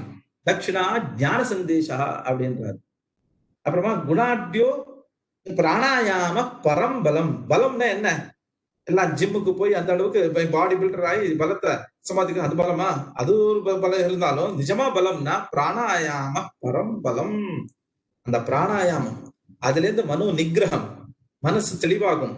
தெளிவான மனசுல இருந்து இந்த தியானம் பண்ணலாம். அதுதான் பிராணாயாமன்றது, அது யோகம். அந்த அதுதான் நிஜமான பலம். அப்புறமா கிரகம் ஷரீரம் மானுஷ்யம். எது வீடு? வீடு எதுன்னு கேட்டா கிரகம் ஷரீரம்.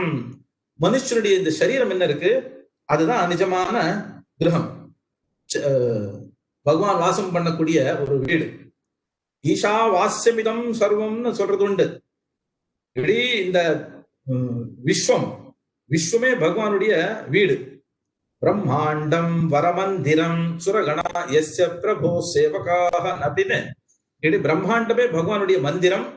அதுல அந்த மந்திரத்துல எல்லா தேவதைகளும் சேவம் பண்ணிட்டு இருக்காங்கன்னு சொல்றது உண்டு. அப்பேற்பட்ட பிரம்மாண்டமே அவனுடைய வீடா இருக்கும்போது இந்த சரீரம் என்னது, அது பகவான் வாசம் பண்ணக்கூடிய ஒரு வீடா இருக்கு. அப்படி கிரகம் சரீரம் மானுஷ்யம். குணாட்யோ ஆட்ய உச்சதே.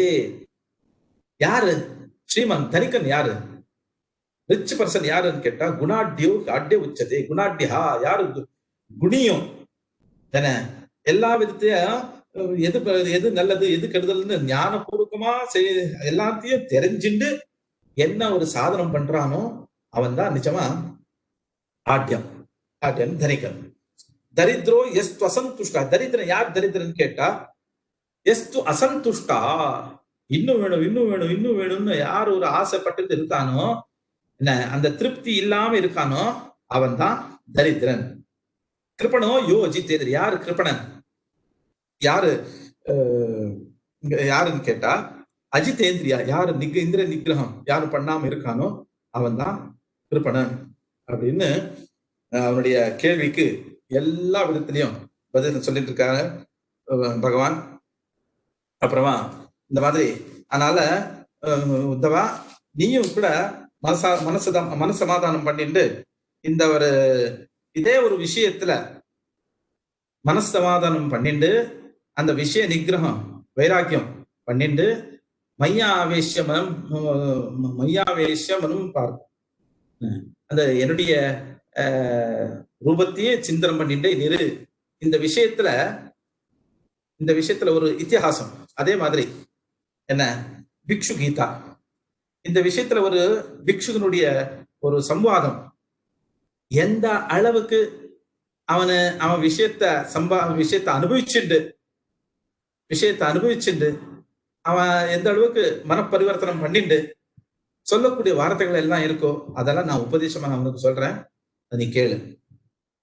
ஒரு காலத்துல கதையந்தி மகா புண்ணியம் இதிஹாசம் மிகோத்வா என்ன ஒரு அவந்தி பிரதேசத்துல கஷ்டிதாசித் ஆட்யதமஸ்ரீயா ஒரு பிராமணன், ரொம்ப தனிக்கன், பரம்பரை தனிக்கனா இருந்தாங்க. என்ன எல்லா விதத்திலையும் சம்பாதனம் பண்ணான். ஆனா என்ன எந்த அளவுக்கு அவன் இதுன்னா வார்த்தா விருத்தி கதரியஸ்து காமி லுப்தோதி கோபனா. வார்த்தா விருத்தி என்ன, அதாவது எல்லாரையும் இது பண்ணி நீங்க அப்படி பண்ணா இப்படி எல்லாம் புகழ்ந்து பேசி பேசி பேசி அந்த வார்த்தா வாக் விலாசம் அதுல இருந்து எல்லாரையும் மோகம் பண்ணி அவ கிட்ட இருந்து தனத்தை பறிக்கக்கூடியது. அந்த மாதிரி எல்லா விதத்திலையும் சம்பாதனம் பண்ணியிருந்தான். சூன்யாவசத்த தான் என்னெல்லாம் சம்பாதனம் பண்ணியிருக்கானோ அதை ஒரு இடத்துல வச்சுட்டு அவன் அந்த குடிசையில வாழ்ந்துட்டு இருந்தான். எந்த அளவுக்கு கஞ்சன் பாருங்க, கஞ்சன். தான் சம்பாதிக்கிறது தன்னுடைய பாவியாளுக்கும் செலவழிக்காம, குழந்தைகளுக்கும் செலவழிக்காம, தர்ம காரியத்துக்கும் செலவழிக்காம அந்த மாதிரி இருந்து கிருப்பணனா இருந்துட்டு வாழ்ந்துட்டு இருக்கிறவ ஒரு பிராமணன், தனிக்கமான பிராமணன். என்ன காலப்போக்கத்துல என்ன ஆயிடுது, காலப்போக்கத்துல தர்ம காம விஹீனஸ்ய சுக்ருத பஞ்சபாகினா.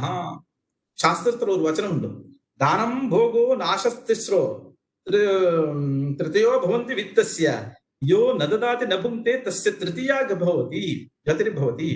அதாவது நம்ம சம்பாதிக்கிற பணத்தை என்ன பண்ணணும், ஒண்ணு தானம் தர்ம காரியத்தை விநியோகம் பண்ணணும், இல்ல நம்ம ஸ்வீகாரம் பண்ணணும். இது ரெண்டும் செய்யாம இருந்தா கடைசியில என்ன ஆகும், நாசமாயிடும், சர்வ நாசமாயிடும். அதே மாதிரி இவனுக்கும் ஆயிடுதான். அந்த தேவதைகள் எல்லாருக்குமே கோபம் வந்துடுது, தர்மத்துக்கும் விநியோகம் பண்ணல, தானும் சாப்பிடல, எல்லா பந்து வர்க்கங்களும் யாருக்குமே கொடுக்கல. கொடுக்காம இருக்கிறதுனால என்ன ஆச்சு, அந்த பந்து வர்க்கருக்கு எல்லாருக்குமே இவன் மேல கோபம் வந்துடுது. அது மட்டும் இல்ல, தேவதைகளும் கோபம் வந்துருதான். கோபம் வந்த உடனே சர்வநாசம். எல்லாரும் என்ன பண்ணாங்க, அந்த பந்துக்கள் எல்லாருமே அவருடைய பணத்தை ஸ்வீகாரம் பண்ணாங்க, திருடர்கள் ஸ்வீகாரம் பண்ணுங்க, எல்லாம் சர்வநாசம் ஆயிடுது. இப்ப அவன் நடு ரோட்ல நிக்கிறான், எதுவுமே இல்ல. எல்லாம் இருக்கும்போது ஞானம் இல்ல, எதுவுமே இல்லாம இருக்கும்போது இப்போ அவனுக்கு ஞானோதயம் ஆயிடுது. அதாவது ஒரே அர்த்தத்துடைய தனத்துடைய மகாத்மியம், அர்த்தத்துடைய சாட்சா்காரம் ஆயிடுத்தான் அவனுக்கு. தனம் இருந்தா எந்த அளவுக்கு கஷ்டம் அப்படின்னு ஒரு சாட்சா்காரம் எடுத்தான். அதுல இருந்து அவன் சொல்லக்கூடியது என்னன்னு கேட்டா, அர்த்தத்திலிருந்து வரக்கூடிய அனர்த்தங்கள் அநேக விதமா இருக்கு. 13 வகையான அர்த்தங்கள். ஸ்தேயம் ஹிம்சா அனர்த்தம் தம்பகா, அவனே சொல்லக்கூடிய ஒரு வார்த்தை, ஸ்தேயம் ஹிம்சா அனர்த்தம் தம்பகா. அதாவது அர்த்தத்திலேருந்து தனத்திலிருந்து வரக்கூடியது என்ன, திருட்டுத்தனம், ஸ்தேயம் திருட்டுத்தனம், ஹிம்சா கிருத்தியங்கள், அனர்த்தம் பொய் சொல்லக்கூடியது, பணத்துக்காக பொய் சொல்லக்கூடியது, தம்பகான்னா மத்தவ ஏமாத்தம் பண்ணி அந்த மாதிரி தாம்பிகனா இருக்கக்கூடியது, காமஹா ஆசைகள், குரோதஹா கோபம், ஸ்மயஹா அதாவது தான் பிடிச்ச முயலுக்கு 3 கால்ன்ற மாதிரி அந்த வெறித்தனம். மதஹா தனமத, இந்த குடிக்கிறது என்ன மத்தியபானத்துடைய மதம் ஒரு ஒரு அவர்ஸ்ல இறங்கிடும். ஆனா தனமதம் அது குறையவே குறையாது. தனமதம். பேதஹா, அண்ணா தம்பியில அந்த சண்டை போட வைக்கிறது. பேதஹா, அது மட்டும் இல்லாம வைரம், எந்த அளவுக்கு பணத்து மேல அவனுக்கு நம்பிக்கை இருக்கு, மத்தவன் மேல நம்பிக்கை இல்லை, வைரம் தான் வைரம். அவிஸ்வாசா, விசுவாசம் இல்லாம இருக்கிறது. அப்புறமா சம்ஸ்பர்தா, உன்கிட்ட நான் 10 ரூபாய் இருந்தா நான் 20 ரூபாய் சம்பாதம் பண்றேன், 100 ரூபாய் இருந்தா 200 ரூபாய் நான் சம்பாதம் பண்றேன், இந்த அளவுக்கு ஸ்பர்தா. व्यसனா நிச்சா, கடைசியில அதுல இருந்து வரக்கூடிய துர்வசனம். இந்த மாதிரி தனத்திலேருந்து வரக்கூடிய அனர்த்தங்கள் இவ்வளவு இருக்கும் போது நான் அதுலயே மூழ்கி எந்த விதமான தர்ம காரியமும் நான் பண்ணாம இருந்தேனே அப்படின்னு மனசுல இருந்து அவன் உருகி அவன் சொல்ற வார்த்தையெல்லாம் இதுதான். கடைசியில என்ன ஆச்சு? நூனம் மே பகவான் ஸ்துஷ்டஹா சர்வதேவமயோ ஹரிஹி, அவனுக்கு ஞானோதயம் ஆயிடுது. கண்டிப்பா இந்த நிலைமை எனக்கு வர தேவைதான், இந்த நிலைமையில எனக்கு ஞானம் வந்திருக்கு, பகவான் அந்த அளவுக்கு எனக்கு அனுகிரகம் பண்ணியிருக்காரு அப்படின்னு சொல்லி அந்த சமயத்துல அவன் பிக்ஷுகனாயிட்டான். பிக்ஷுகனாயிட்டான். யாருமே அந்த ஊர்ல அவனை மன்னிக்கல. பணம் எல்லாம் இருக்கும்போது அவனோட எல்லாருமே இருந்தாங்க. ஆனா இப்போ பணம் இல்லாம இருக்கும்போது யாருமே அவன் கிட்ட இல்ல. அவன் பிக்ஷுகனா அலைஞ்சிட்டு இருக்கான். அந்த சமயத்துல ஊருக்குள்ள அப்படியே வந்திருக்கான். அவனை எல்லாரும் பார்த்தாங்க. இவன் தான் கண்டுபிடிச்சாங்க. கண்டுபிடிச்ச உடனே எல்லாருமே வந்து ஒவ்வொருத்தரும் ஒவ்வொரு பொருள் அவன் கிட்ட இருந்து வாங்கிட்டு இருக்காங்க. கேச்சித் திரிவேணுகம் ஜக்ருஹு, அவனுடைய கோல் சில பேர் போயிட்டாங்க. அவனுடைய பாத்திரம், அவனுடைய கமண்டலு, அவனுடைய ஆசனம், என்னெல்லாம் இருக்கும் எல்லாத்தையும் அவ எடுத்துட்டு போயிட்டாங்க. இப்ப இன்னும் ஒண்ணுமே இல்லை. ஒரு ஸ்டேஜ்ல பணம் இல்லாம இருந்தான். இப்ப இந்த ஸ்டேஜ்ல அவங்க கிட்ட இருக்கக்கூடிய பொருள் என்னென்ன இருக்கோ எல்லாத்தையும் எல்லாரும் எடுத்து போனப்போ எதுவுமே இல்லாம ஆயிடுது.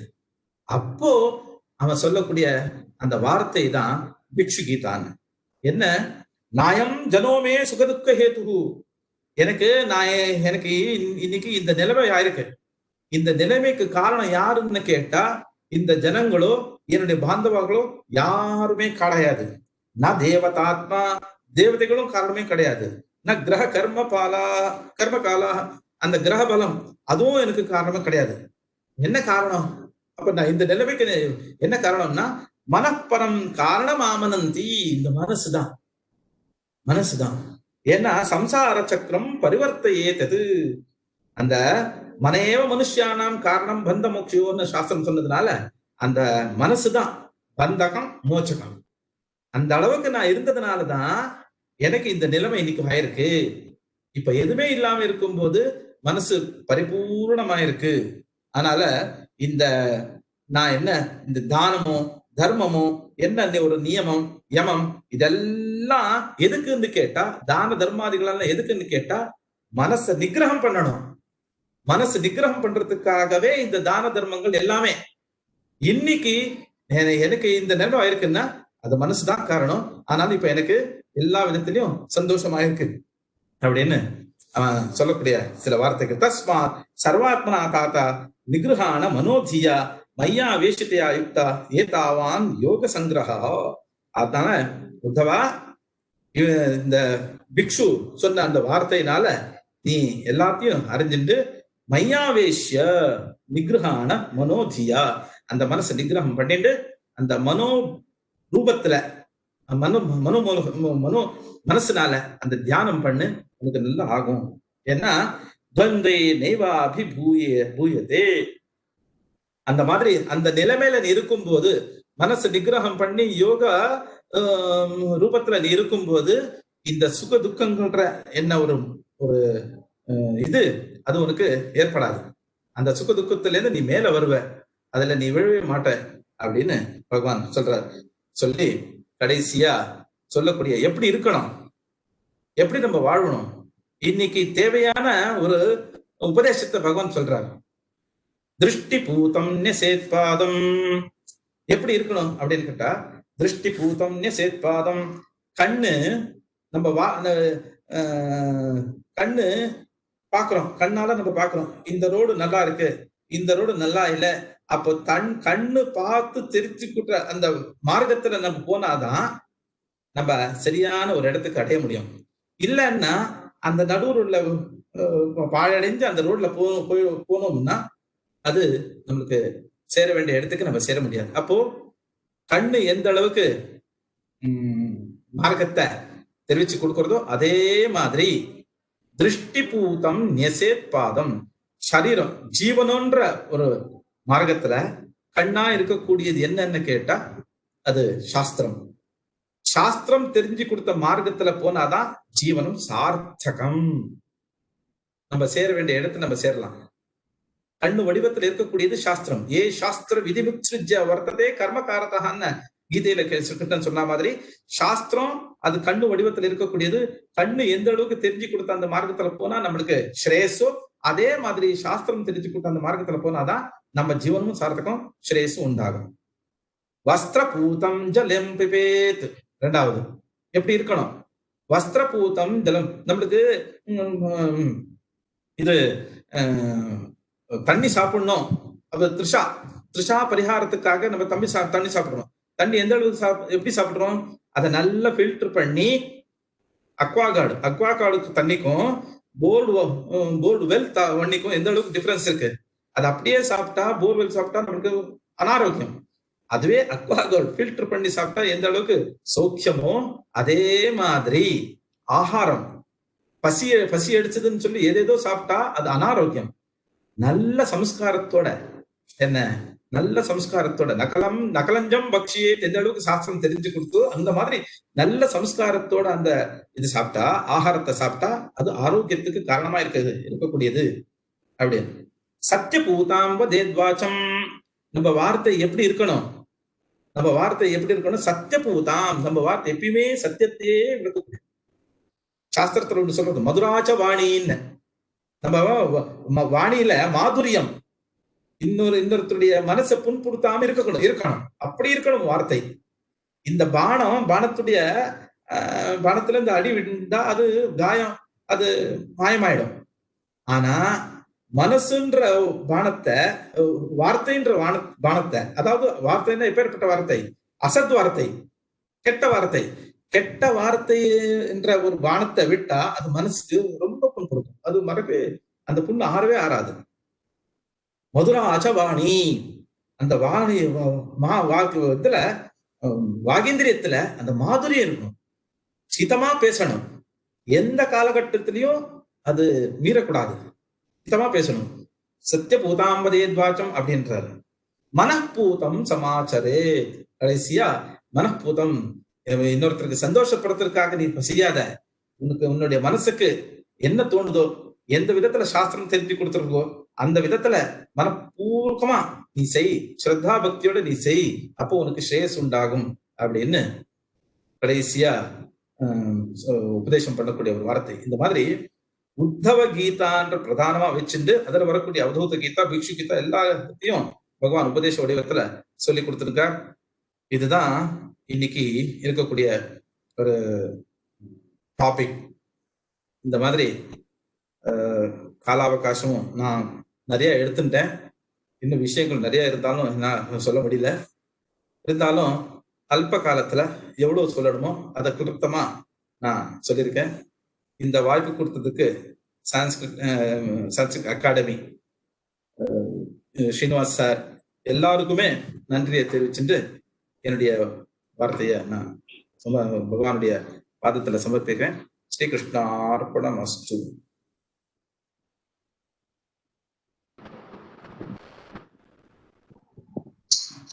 Hello. I'm audible? Yes, sir. Thank you. இது ஒரு ஃபார்மல் வோட் ஆஃப் தேங்க்ஸ், நன்றி உரைதல்ட்டு. இன்னைக்கு டாக்டர் ஸ்ரீதர உபாத்யாயா அவர் விசேஷமா அவரை பத்தி ஒண்ணு சொல்லணும். என்னன்னா, இன்னைக்கு ஓலைச்சுவடுகளை பார்த்து அதை எடிட் பண்ணக்கூடிய சாமர்த்தியம் ரொம்ப கொஞ்சம் பேருக்கு தான் இருக்கு. எல்லா ஸ்கிரிப்டும் படிச்சு புரிஞ்சு அதை காப்பி பண்ணி அந்த ரிசர்ச் பண்றவங்கல இருந்து இல்ல மீதி படிக்கிறவங்களுக்கெல்லாம் கொண்டு வருது, வெளியில கொண்டு வருதுன்றது வந்து ரொம்ப கஷ்டமான காரியம். அதுல உபாத்தியாயா வந்து ஒரு விசேஷ திறமை உடையவர். அது வந்து ரொம்ப ஸ்லாகனீயமான ஒரு குவாலிட்டி அவருக்கு. யார் வந்தாலும் ஹெல்ப் பண்றார் அவர். அதனால இன்னைக்கு நம்ம பேச கூப்பிட்ட உடனே சரின்னு ஒத்துண்டு அவர் வந்து இந்த மாதிரி ஒரு டாபிக். பாகவதத்திலயும் நிறைய கீதைகள் உண்டு. மொத்தமா பார்த்தோம்னா கீதை வந்து ஒரு 200 கீதைக்கு மேல டாக்டர் ராகவன் எழுதியிருக்காரு. அது நிறைய கீதா தவிர உத்தர கீதா, பாண்டவ கீதா, ரூப கீதா, சிவகீதா, அந்த மாதிரி கீதையை பார்த்தோம்னா நிறைய கீதை போயிட்டே போறது. நம்ம சம்ஸ்கிருத அகாடமிலேயே ஜாயந்தேய கீதா நாங்க புக்கா போட்டிருக்கோம். அதே மாதிரி ஸ்ருதி கீதா இப்ப கொண்டு வர போறோம். அதனால பாகவதத்திலே நிறைய கீதைகள்லாம் இருக்கு. இன்னைக்கு அவர் சொன்னது பிரதானமா உத்தவ கீதா. அதுக்குள்ள இருந்து நம்ம அவதூத கீதையும் பிக்ஷு கீதையும் அதுல பார்த்தோம். 24 குரு பத்தி சொல்றாரு. ஆனா அவர் சொன்னது 10 எடுத்துட்டு இருக்காரு. அதுல வந்து பார்த்தா எல்லாமே பொறுமையா ரொம்ப அழகா டீட்டெயிலா நம்மளுக்கு எக்ஸ்பிளைன் பண்ணி சொன்னார் அவர். அதுல வந்து நம்ம தெரிஞ்சது வந்து பகவத்கீதையில இருந்து நிறைய parallel ரெஃபரன்ஸ் நம்ம பார்க்கலாம். ஃபார் எக்ஸாம்பிள் அவரே பூமிக்கு வந்து சீதையில இருந்து எடுத்து கொடுத்துட்டாரு அவரு. வாயுக்கும் அதே மாதிரி யதா சர்வகதோ வாயு நேங்கதே சோபமா ஸ்மிருதா. வாயு எப்படி எதுலயும் ஒட்டுறது இல்லையோ அத மாதிரி உபமானம் சொல்லப்படுகிறதுன்னு பகவான் கிருஷ்ணரே சொல்லியிருக்கார். அதே மாதிரி கபோத்தத்திலிருந்து ஒண்ணு சொல்றார் வியாமோகத்தை பத்தி. முகுந்த மாலையிலயும் அது வருது. வியாமோக பிரசமௌஷதம் முனிமனோ விருத்தி பிரவருத். வியாமோகத்தை பத்தி அவர் சொல்றார் அவர். அதே மாதிரி அஜகரா இப்ப யோகத்திலயும் ஒரு யோகம் அடிக்கடி சொன்னார். எனக்கு அது ரொம்ப பிடிச்சிருந்தது. எதிர்ச்சா லாப சந்துஷ்டா அப்படின்ட்டு உண்டு, எதிர்ச்சையா வரக்கூடியதுன்ட்டு. சமுத்திரத்துக்கும் பகவத்கீதையில சொல்றார் ஆபூர்யமானம் அச்சல பிரதிஷ்டம் சமுத்திரம் ஆப பிரவிசந்தி அத்பது இல்லையா. தத்வத் காமாயம் பிரவிசந்தி சர்வேச சாந்தி மாப்னோதி ந காம காமி அப்படிங்கிறார். சமுத்திரம் வந்து இருக்க இடத்துல தான் இருக்கு, அதிகமாறது இல்ல, குறையறது இல்ல. அதை தேடிதான் எல்லாம் வர மாதிரி எல்லா காமமும் அவனை தேடி வருது அப்படிங்கிறார். அந்த மாதிரி பசங்கத்துக்கும் பகவத்கீதை சொல்றார் பிரதீப்தம் ஜுவலனம் பதங்கா விசந்தி தாசாய சம்ருத்த வேகா. சோ அதுவும் பகவத்கீதையிலேயே இருக்கு. அப்புறம் வந்து ஹரிணத்துக்கும் சொல்றாரு அவரு. இந்திரியாணாம் ஜன்மனோனு விதீயதே ததஸ்ய ஹரதி பிரஜாம் வாயுர் நாபம் இவாம்பசி. இதை பத்தியும் அவரு எக்ஸ்பிளைன் பண்ணார். அதே மாதிரி மீன், அதே மாதிரி வந்து வேஷ்யாஸ்திரி, அப்புறம் வந்து ஒரு சைல்டு, அது மானம் அப்பமானம், அதுவும் பகவத்கீதையில சொல்ற துல்லியனிந்தாஸ்தி திருமணி மான ததாமான அப்பமானையோ. பகவத்கீதை இல்லாத விஷயம் இல்ல.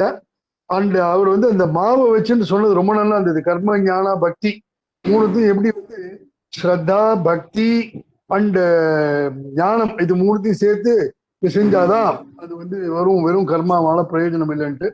அப்புறம் தர்மத்தை பத்தி சொன்னார், தட்சணை பலம் கிரகத்தை பத்தி சொன்னார். அதுதான் கஷேத்திரம், அது வந்து பிரம்மாண்டத்தையே அவர் சொன்னார். பகவத்கீதை இதம் சரீரம் கௌந்தேய கஷேத்திரமித்யபிதீயதே கிரகம்னு இவர் இங்க சொன்னார் அவர். இந்த மாதிரி நிறைய சொன்னார். தனிகரை பத்தி, தரித்திரத்தை பத்தி, கிருபணா யாஜ்ஞவல்கியர் சொல்றார் பிரகதாரண்யத்துல ரொம்ப அழகா.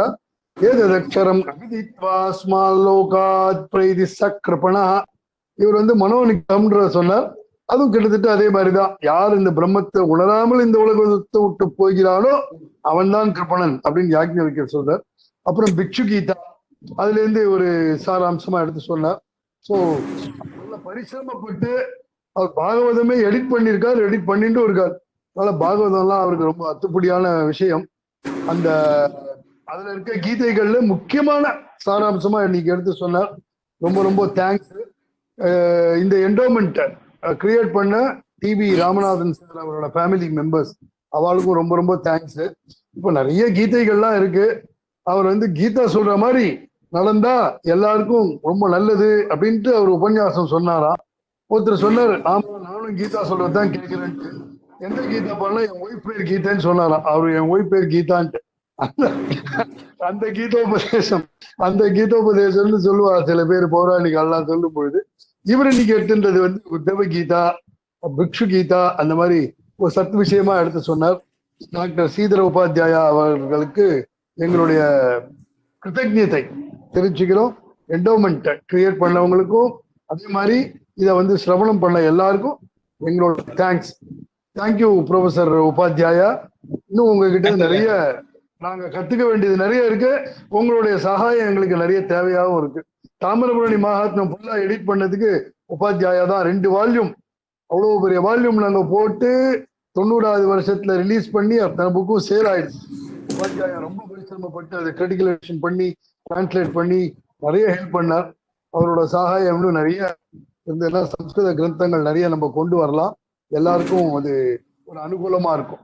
எல்லாருக்கும் என்னுடைய கிருத்தஜ்ஞதை தெரிவிச்சுக்கிறேன். ரொம்ப ரொம்ப thanks. முடிச்சுடலாமா?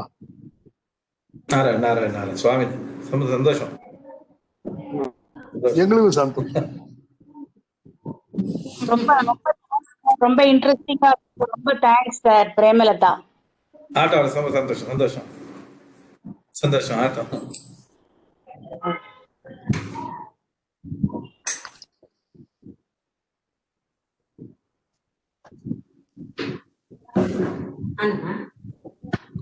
Dr. Yamuna Devi, madam, please close the meeting. Yes, sir. We'll close the meeting, sir. Thank you. Thank you. Thank you, sir. Lavanya.